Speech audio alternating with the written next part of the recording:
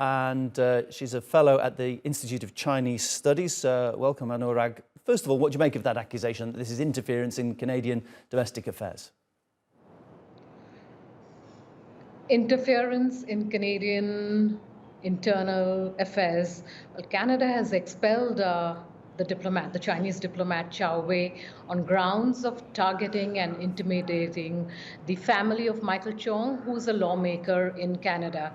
And Michael Chong, as a lawmaker, was somebody who was very anti the human rights abuses in Xinjiang. China, as you know, has several red lines. So red lines are topics that China is very sensitive about. For instance, Tibet, or the Dalai Lama, or the personal wealth of Chinese leaders, or Xinjiang Uyghur Autonomous Region, which has always been in the news for several decades. Xinjiang, as you know, is a very sensitive topic for the Chinese. The demographic map of Xinjiang has altered very dramatically.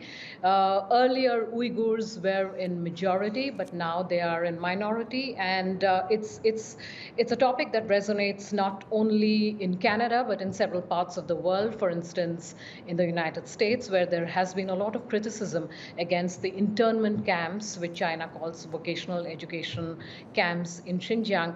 And of course, this is also something which would resonate in Turkey as well, because Turkey hosts almost 50,000 Uyghurs. So Xinjiang is a very special place in China, because this is where China meets Central Asia. This is a part of China where the people eat naan bread and kebabs. So Central Asian roots, Central Asianness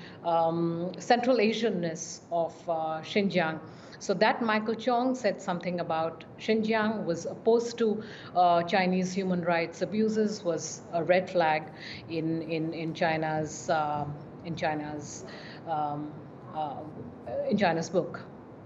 Yeah, and the targeted politician that you mentioned there, Michael Chong, he's gone on record, reported to have said that it's well known that China uses its accredited diplomats for non-diplomatic purposes. For example, for interfering in the affairs of other states. I mean, is that something that is common around the world, that nations call people diplomats, but they're doing non-diplomatic stuff, or is this particular to China? Well, a lot of literature, a lot of news reports, and of course the trend suggests that China is becoming more nationalistic.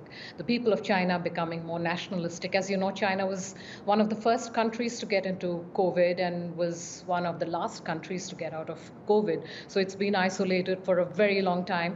And then, of course, there's this huge anti-China sentiment in the world, particularly, at least that is what the Chinese that is how the Chinese understand it, that there's a huge anti-Chinese sentiment in the West. You might recollect the incident in France where the Chinese were called the Yellow Peril. This was during the COVID days, and of course, you know, racial violence all over the world, where people who looked Chinese or who were thought to be Chinese were targeted in sporadic and very violent and tragic incidents of violence in the United States and in Canada. So when you come to diplomacy, you ask me about, you know, whether it is very normal for diplomats to be aggressive. Well, the tone and tenor of Chinese diplomacy has changed. It's no longer biding its time. China has changed. It is leading the Asian Renaissance. It's an economic superpower. It is a very strong country, and Chinese diplomacy is increasingly more strident, more aggressive, more eye for an eye, more tit-for-tat.